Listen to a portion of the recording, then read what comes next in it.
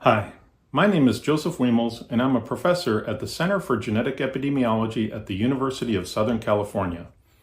My research investigates the causes of childhood cancer. In this session, we will consider how common infections can influence childhood cancer risk, specifically focusing on the most common cancer in children, that is acute lymphoblastic leukemia, or ALL.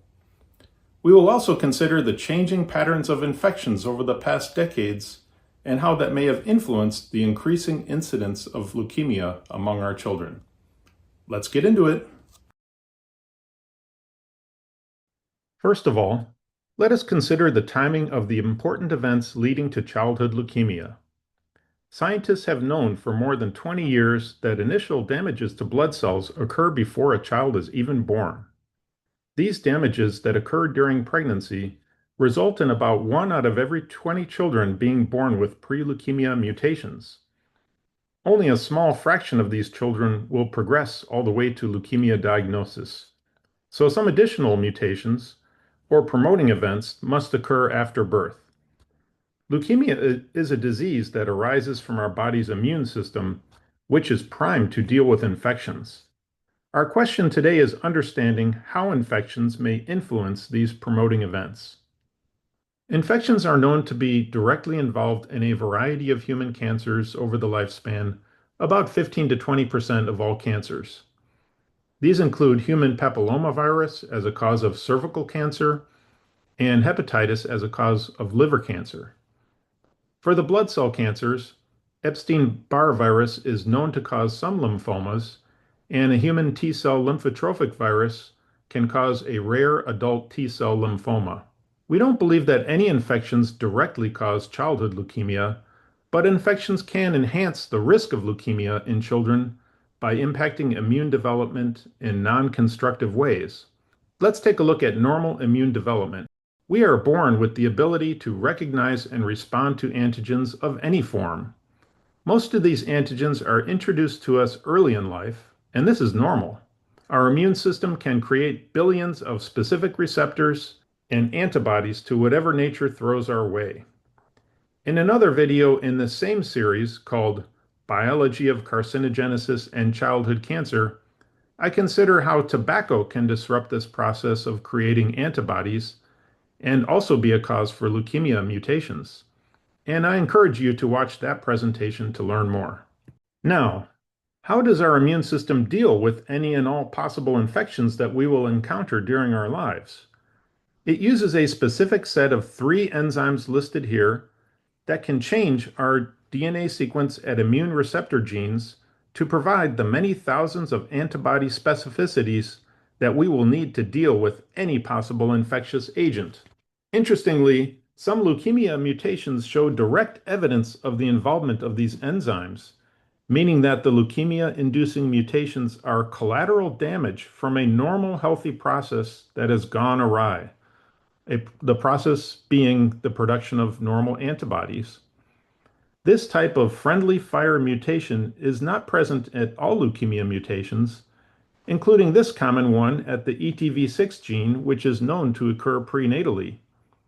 However, another mutation at the TCF3 gene that occurs after birth shows clear evidence of off-target activity by these normal immune enzymes, possibly indicating that the formation of this mutation was influenced by infections or immune stimulation. Common gene deletion events in childhood ALL also display evidence of these friendly fire type mutations. Can infections be a cause of this disruptive process? Now, let's look at the epidemiology of infections and leukemia risk. Evidence that maternal infections during her pregnancy may affect risk have come from large registry-based cohort studies, such as this one from Denmark. This study showed that maternal infections close in proximity to the developing fetus, such as urinary and genetic tract infections, may have stimulated the incidence of the primary prenatal mutations. These could include the ETV6 mutations that we just saw in the last slide. Now, let's look after birth to the postnatal period. Here we have evidence from multiple studies that infection exposure may reduce leukemia risk when that exposure is part of the normal child's upbringing. All of these case control studies on this slide have assessed infections indirectly, not by asking parents whether their children were often sick with the sniffles, but instead simply asking about what age the child went to daycare and how large the daycare facility was. Interestingly, the earlier a child goes to daycare and the more children are in that facility, the lower the risk of leukemia in children attending those daycares. What a relief to know that daycare can be a healthy experience. However, the plot thickens further when we examine the medical history of children. Let's look more closely at this study, Gilham 2005, which is a large United Kingdom-based study where daycare exposure is clearly protective for leukemia. The UK has a National Health Service, and the investigators were able to obtain full medical history of children in their study and examine clinical visitations for infectious illnesses. More exposure to other children in daycare was protective for ALL in these children. The UK leukemia cases were actually in the doctor's offices more often for infectious illnesses during their first year of life than children who grew up to be healthy and presumably had more infectious exposures during daycare. This may seem like a paradox, but we all know that not every infection will inspire parents to send their children to the doctor's office. It's more likely that children who contract severe infections or respond to normal infections with stronger symptoms will be damaged from the infection and result in a visit to the general practitioner for treatment, and subsequently also leading to a higher leukemia risk than children who respond to infections more gently. This leads us to our current understanding of common infections and leukemia risk. Early antigen exposure via, for instance, early daycare, will lead to a well-trained immune system and good health, whereby delayed antigen exposure, for instance, not being exposed to common infections early, will promote more damaging, aberrantly strong immune responses that may promote expansion of pre-leukemic clones. Early immune exercise is a healthy thing. Does this sound familiar? Yes, we've all heard that a little dirt will be healthy for an infant, which is the basis for the hygiene hypothesis, which states that early exposure to allergens may reduce the risk of allergies and asthma. The evidence is therefore very similar for leukemia. Now, it is not entirely exposure to infections that modulates risk, but early life immune system set points also seem to play a strong role. A few years ago, we tested the levels of immune system chemical messengers known as cytokines from children immediately after birth. We used neonatal blood spots, which are obtained from all children at birth for detection of inborn errors of metabolism. We were surprised to find that children who later got leukemia had significantly lower interleukin-10 levels compared to children who grew up healthy. When a child is born, immune education starts right away. But presumably, this remarkably low set point for interleukin-10 is based upon immune development in the womb. We are unsure still on the cause of having low IL-10 at birth, but since the cytokine is generally immunosuppressive, it may lead a newborn to react vigorously to new immune stimulants, possibly leading to overactive and damaging immune responses. Why would a child be born with low IL-10? And could it be caused by infection that happened when the child was in the mother? We tackled this question by first working back from children with active leukemia to assess whether there were any characteristic infections in children at the time of diagnosis. We know that children with leukemia have weakened immune systems and are often diagnosed with infections at the same time that their leukemia is identified. Therefore, we decided to compare two leukemia subtypes, ALL, which may be related to infection, and AML, another type of leukemia, which is generally not associated with prior infection history. For instance, daycare, as I showed previously for ALL. Children with leukemia display many infections, both the ALL and the AML, but interestingly, there was only one infection that was particularly unique to ALL and not found in AML, and this was a virus called cytomegalovirus or CMV. We see CMV in leukemia blast cells and within serum of leukemia patients, but only those with ALL and not with AML. The question then became, when do children contract CMV, and is the timing important? CMV is a ubiquitous virus, one we eventually all contract during our lifetime, but it is not recognized as a cause of leukemia or any other cancer. Perhaps children who contract CMV early have a differently tuned immune system, exemplified by the low IL-10 levels seen earlier, and the CMV exerts its impact as a cofactor but not as a direct cause of ALL.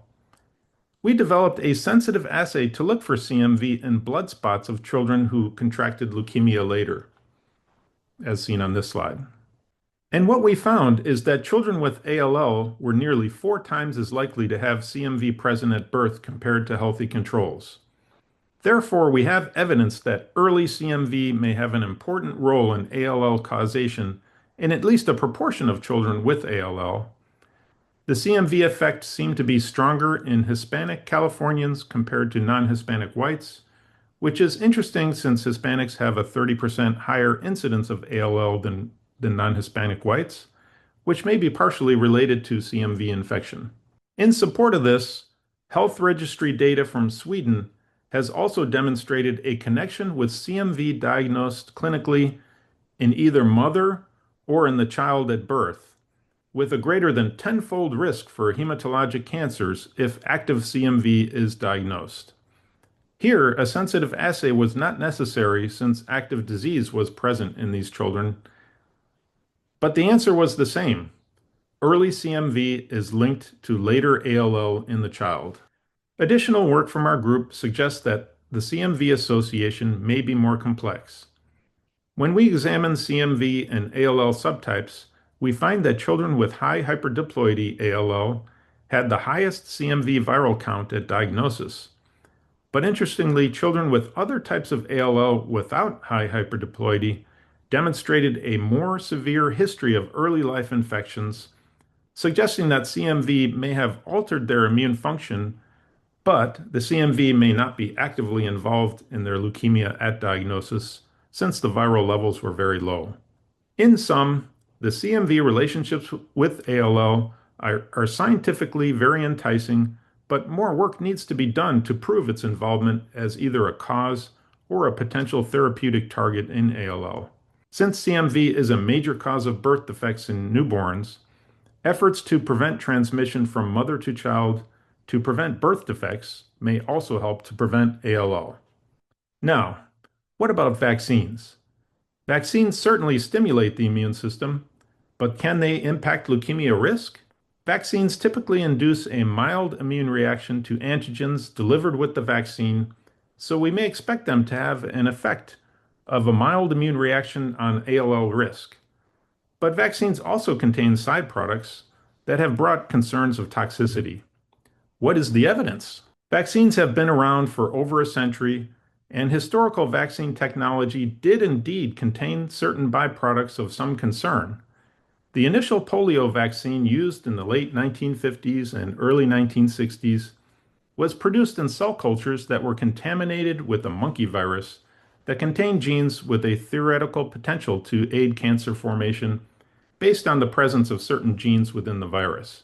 While these vaccines are no longer in use by the mid-1960s, researchers have searched for remnants of the monkey virus in human cancers, mainly brain tumors, the type of cancer linked to these viruses in monkeys, from vaccinated individuals in the decades since their administration, but scientists have made no definitive link between these vaccines and brain cancers. We therefore have no evidence that these contaminated vaccines had any impact on human carcinogenesis. Now, what about modern vaccines? Modern vaccines do not contain such biological contaminants. And in the past 20 years, chemical preservatives have been removed from childhood vaccines. Despite this, the modern era of vaccine hesitancy was kicked off with a report on a link between the MMR, the measles, mumps, rubella vaccine, and autism in 1998 in a highly publicized report in the journal Lancet. This data did not hold up to scrutiny and was later found to be falsified, and subsequent studies did not find any link between vaccines and autism. But what about childhood cancer? It is somewhat difficult scientifically to study cancer and vaccines for one reason. Childhood cancer is quite rare, while vaccination is very common. Once most of the population is vaccinated, there are not enough unvaccinated people to compare cancer rates between those vaccinated and unvaccinated. However, sometimes a new vaccination will be rolled out over a period of time where vaccinated and unvaccinated persons can be compared.